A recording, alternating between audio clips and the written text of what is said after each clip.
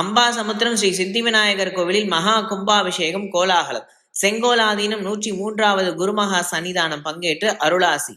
திரளான பக்தர்கள் தரிசனம் செய்தனர். திருநெல்வேலி மாவட்டம் அம்பாசமுத்திரத்தில் அமைந்துள்ளது அருள்மிகு ஸ்ரீ சித்தி விநாயகர் திருக்கோவிலில் மகா கும்பாபிஷேகம் வெகு விமர்சையாக நடைபெற்றது. விழாவை முன்னிட்டு கோவில் கோபுர கலசங்களுக்கு புனித நீர் ஊற்றி சிறப்பு பூஜைகள் செய்யப்பட்டது. கும்பாபிஷேகத்தை முன்னிட்டு நடைபெற்ற சிறப்பு நிகழ்ச்சிகளில் திரளான பக்தர்கள் கலந்து கொண்டு சுவாமி தரிசனம் செய்தனர். கோபுர கலசத்தின் மீது புனித நீர் ஊற்றப்படும் பொழுது பக்தர்கள் மலர் தூவி பக்தி பரவசத்துடன் வழிபட்டனர்.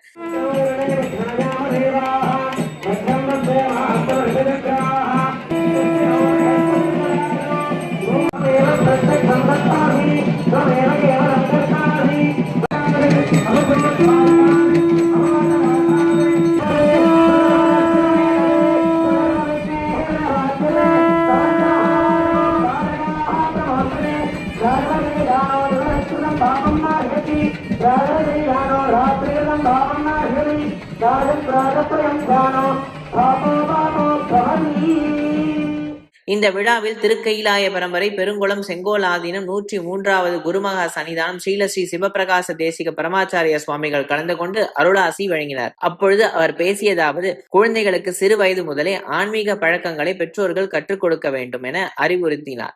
தேவாரம், திருவாசகம் உள்ளிட்ட திருமுறைகளை குழந்தைகளுக்கு சொல்லிக் கொடுங்கள். தினமும் பள்ளிகளுக்கு செல்லும் முன் வீட்டில் விளக்கேற்றி திருநீறு அணியும் பழக்கத்தை உருவாக்க வேண்டும். விபூதி என்பது ஆன்மீக கவசம் என குறிப்பிட்டார் குருமகா சன்னிதானம். குறைந்தபட்சம் திருவாசகத்தில் இடம்பெறும் சிவபுராணத்தின் முதல் பாடலையாவது குழந்தைகளுக்கு கற்றுக் கொடுக்க வேண்டும் என வலியுறுத்தினார். தான தர்மங்கள் செய்ய வேண்டும். மேலும் மனிதர்களுக்கு கிடைக்கும் இன்ப துன்பங்கள், வசதி வாய்ப்புகள் மற்றும் பதவிகள் ஆகியவை ஒரு செய்த பாவ புண்ணியங்களின் அடிப்படையில் அமைகின்றது என கூறிய அவர், இப்பிறவியில் கிடைத்த செல்வம் மற்றும் பதவிகளை கொண்டு ஏழை எளிய மக்களுக்கு உதவி செய்து தான தர்மங்கள் செய்ய வேண்டும் என வேண்டிக் கொண்டார். இந்து மதத்தில் வழிபாட்டிற்கு முழு சுதந்திரம் வழங்கப்பட்டுள்ளதாக தெரிவித்த அவர், மக்கள் தங்களது குலதெய்வ கோவில்கள் மற்றும் சிவன், பெருமாள் உள்ளிட்ட ஆலயங்களுக்கு சென்று இறைவனை வழிபடுவது, ஆன்மீக வாழ்வை மேற்கொள்வது என ஒரு பழக்கத்தை ஏற்படுத்திக் கொள்ள வேண்டும் என்று தெரிவித்தார். இவ்விழாவில் திருக்கைலாய பரம்பரை, திருவாவாடுதுறை ஆதீனம், 24வது குருமகா சன்னிதானம் ஸ்ரீலஸ்ரீ அம்பலவான தேசிக பரமாச்சாரிய சுவாமிகள் உள்ளிட்ட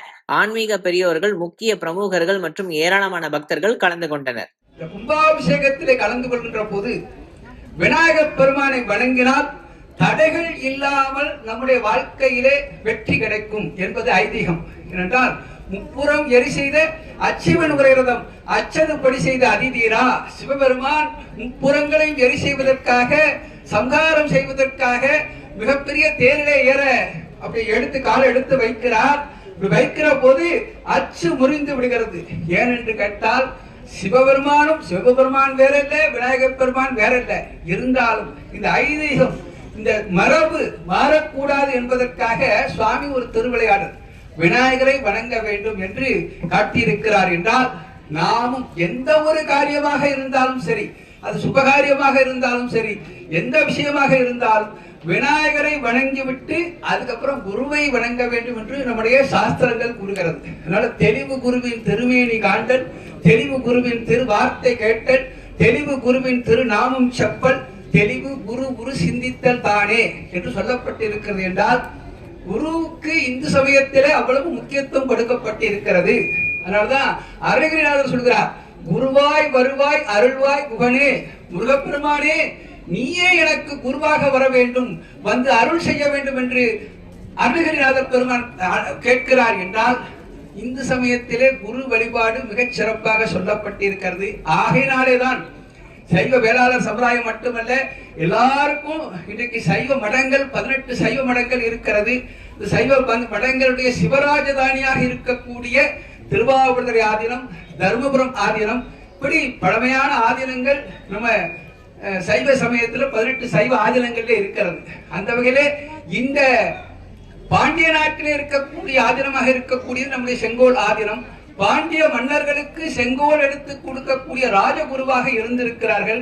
அப்படி பழம் பெருமை வாய்ந்த இந்த ஆலயம் குழந்தைகளுக்கு நம்முடைய தேவாரம், திருவாசகம் இவர்களை சொல்லிக் கொடுக்க வேண்டும். திருநீர் பூசுவதற்கு கற்றுக் கொடுக்க வேண்டும். இன்னைக்கு எப்பெல்லாம் திருநீர் பூசணும் சொல்லி கொடுக்கறது இல்ல. நம்ம நெற்றினரே பூசுறோம். இங்க திருநெல்வேலி இங்க இருக்கிற எல்லாரும் பெண்களும் சரி, ஆண்களும் சரி. ஆனால் குழந்தைகளுக்கு சொல்லிக் கொடுக்க வேண்டும். நாம பள்ளிக்கூடத்துக்கு முன்னாடி போறதுக்கு முன்னாடி குழந்தைகளுக்கு வீட்டுல பூஜை மடம்னு இருக்கும். இந்த பூஜை ரூம்ல போய் விளக்கு முன்னாடி போய் அந்த திருநீரை எடுத்து அம்மாட்ட பூசிட்டு அப்புறம் குழந்தைகள் செல்ல வேண்டும். ஏன்னா கங்காளன் பூசும் கவச திருநீர் என்று நம்முடைய திருமந்திரம் கூறுகிறது. அப்படிப்பட்ட அற்புதமான அந்த திருநீட்டை பூசிக்கொள்ள வேண்டும். திருமுறைகளை சொல்லிக் கொடுக்க வேண்டும். குறைந்தபட்சம் சிவபுராணத்தையாவது, அது சென்ற பிறவியில் செய்த புண்ணியத்தின் காரணமாகத்தான் இந்த பிறவிக்கு வருது. அப்ப இந்த பிறவியிலும் இந்த பதவிகள், இந்த செல்வத்தை கொண்டு நாம் தான தர்மங்களை செய்ய வேண்டும், பிறருக்கு உதவி செய்ய வேண்டும். இப்படியெல்லாம் செய்ய செய்ய அதோடு சேர்த்து சுவாமியும் வணங்க வேண்டும். ஆலய வழிபாடு மற்ற சமயங்களில் ஒரு சமயத்தில் ஞாயிற்றுக்கிழமை தோறும் வழிபாடு செய்ய வேண்டும், மற்றொரு சமயத்தில் வெள்ளிக்கிழமை தோறும் தொழுகை செய்ய வேண்டும். ஆனால் இந்து மதத்தில் அப்படி ஏதாவது கட்டுப்பாடுகள் இருக்கிறதா அப்படின்னா இல்ல.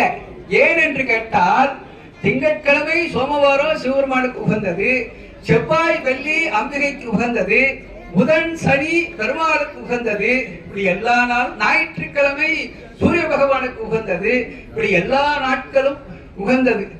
உங்களுக்கு முழுமையான சுதந்திரம் வழங்கப்பட்டிருக்கிறது. நீங்கள் உங்களுக்கு இஷ்டமான தெய்வம், எந்த தெய்வத்தை வேண்டினாலும் கும்பிட்டுக்கலாம்.